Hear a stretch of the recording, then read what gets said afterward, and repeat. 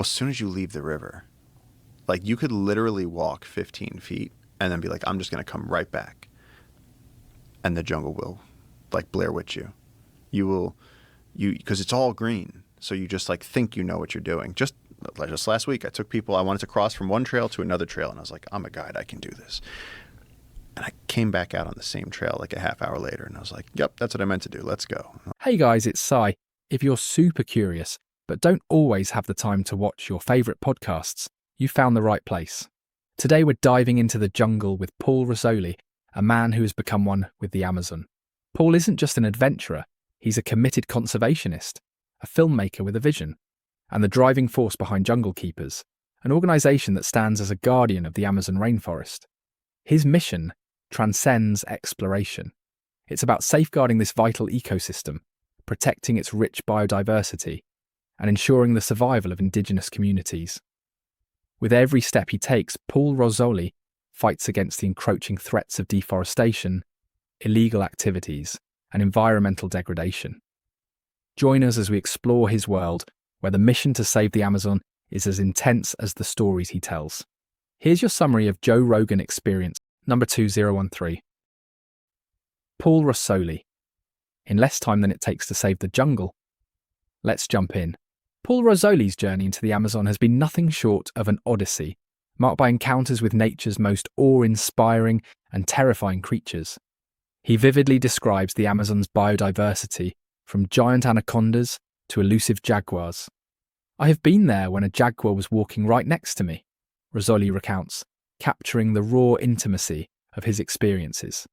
So like to me, that's very comforting. I'm like, let all that crazy shit be there. If you don't like it, don't live there. Like, you know what I mean? If you don't live in Connecticut, like whatever. But like the wilder it is, like you go to the jungle in January and you go into a swamp and it's just a freak show. It's just all of that.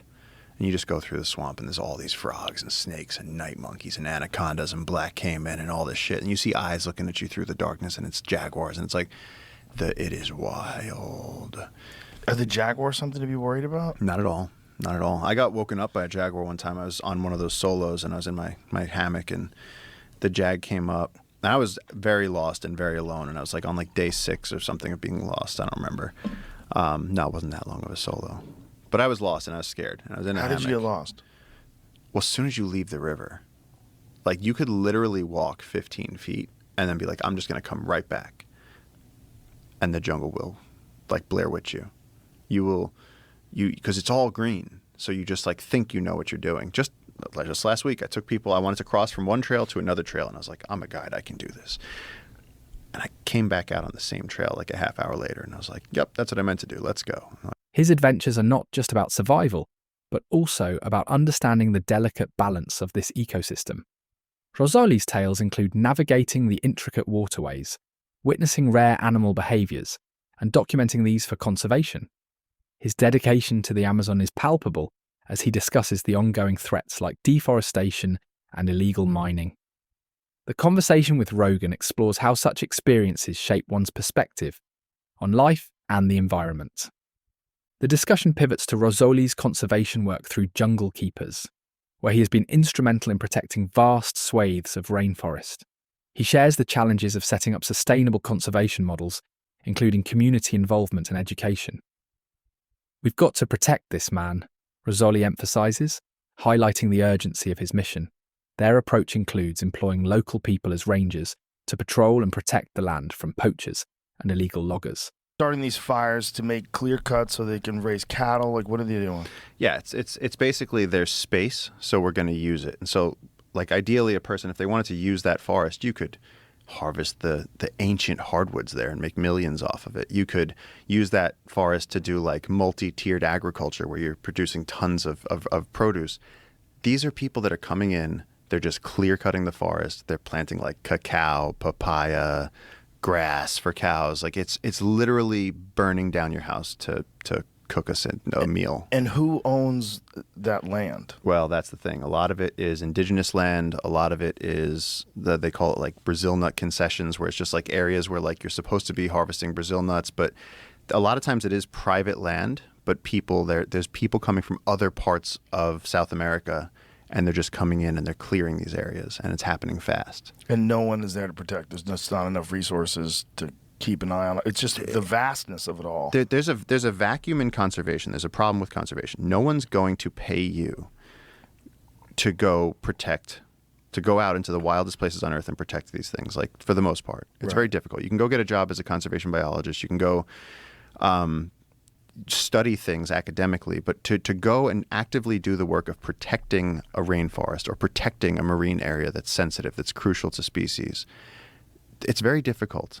They also focus on reforestation and habitat restoration, aiming to preserve the biodiversity for future generations. The podcast sheds light on the innovative methods used, like using technology for monitoring and the importance of international support. Rosoli's passion for conservation is a call to action, urging listeners to think about their role in global environmental stewardship.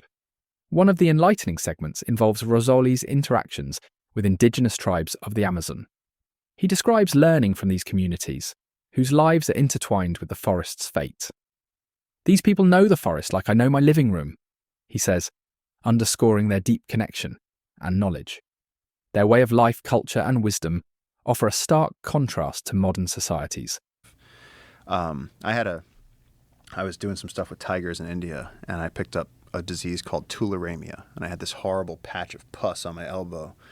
And I went to every doctor. I came home from India, went to doctors in New York, and for 2 months I was like in bed, and I had no energy, and they put me on this antibiotics and that and this and that, and these, again, like New York City infectious disease doctors couldn't heal this thing. I went to the Amazon. JJ takes my arm, looks at it, and goes, "Oh, so bad. Look at this."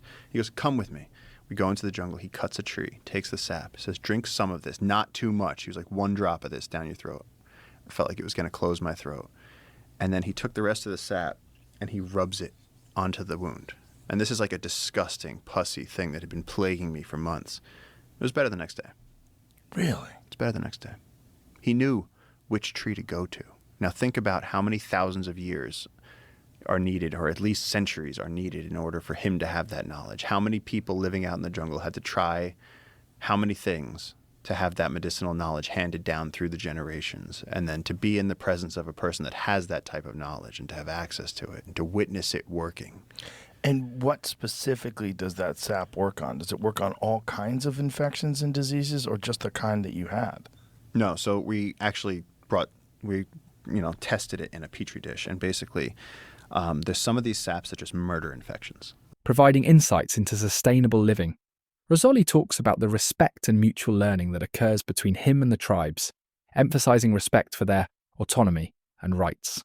This part of the conversation touches on cultural preservation, the impact of external influences, and the invaluable lessons in sustainability from these indigenous groups. Rosoli doesn't shy away from discussing the darker aspects of the Amazon, including poaching, illegal mining, and drug trafficking. He narrates encounters with poachers where he had to navigate dangerous situations. "It's like a war zone out there," he describes, revealing the harsh realities beneath the jungle's canopy. And our lawyer, or the guy that used to be the lawyer for Jungle Keepers, his father was very vocal locally about the gold miners and standing up to them. And they just whacked him. Just that easy. No consequences. No consequences. A really good friend of mine on the river, his father had moved out deep into the jungle like 20 years ago and raised his 2 boys out there. And then when this Trans-Amazon highway came through, they saw the logging and the burning, and they wanted to live at the edge of the world. They wanted to be deep in the jungle. And so old man Satuko was like, we got to figure something out, either move deeper or move away or whatever. And like they were trying to figure out what to do. And there was this one summer I spent a lot of time with his son. His name was also Paul. And he got murdered by gold miners too. And so like it's just a war zone. And then you have some of our guys now who are conservationists, who used to be loggers, who have shot at the uncontacted tribes and been shot at by arrows. One of my rangers has a scar on his head from a 7-foot arrow from the uncontacted tribes. These activities not only threaten wildlife, but also the lives of conservationists and indigenous people. The episode delves into how these illegal operations are interlinked with global markets, exacerbating environmental degradation. Rosoli expresses frustration over the lack of enforcement and the corrupt systems that allow such destruction to continue unabated. Technology plays a pivotal role in Rosoli's conservation strategy. He talks about using social media for raising awareness. Rosoli notes, as they adapt modern tools to combat modern threats. With technology and other tools, like a fully furnished treehouse in the jungle, you can feel the jungle at a deeper level and get a true idea what you are fighting for. Look at this coming out of the mist. I just slept up there for one night, and in the morning, I couldn't believe what I saw. We woke up, and it was like what they tell you in the Rainforest books. It was like there was like 3 species of monkeys, like 15 different species of birds. There was things just moving all over the place. There's what a leaf cool cutter little treehouse. Little. It takes like 10 minutes to walk up there. That's badass. Yeah, apparently it's the tallest treehouse in the world. It's in the middle of the Amazon now, and we got solar panels. So how many up feet up is it? I think the floor is about 110 feet up. And how long did it take to build this thing? A couple of months. Took like 3 months, actually. We brought in some expert treehouse builders. These guys, the treehouse community, and that's insane. They build treehouses all over the world, but this one, it was like we had to figure out, like, how do you even build a stair? The staircase was half the project. How do you build a staircase to get up to the top of this tree? They also explore how you can be a part of the movement, something larger than yourself. Somehow that mission formed, and then you became a part of that march when you retweeted that and helped us find Dax, who helped us protect it. And now we're like moving towards creating this giant protected area.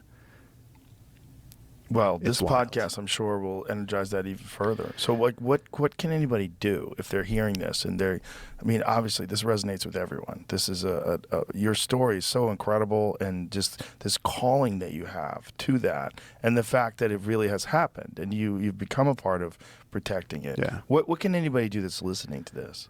JungleKeepers.com. We have monthly donors. We do trips to the Amazon. We have ways to get involved with the local people that are now protecting their rainforest. This is totally an indigenous-led effort, and it's I don't know how these other organizations work. What I do know is that when I went down there and JJ was like, we have to protect this. We started Jungle Keepers as a way to just take guys that were loggers and give them a different job. Rosoli's vision is clear. Technology, if used ethically, can be a game changer in conservation efforts. Looking forward, Rosoli discusses potential futures for the Amazon, oscillating between hope and concern.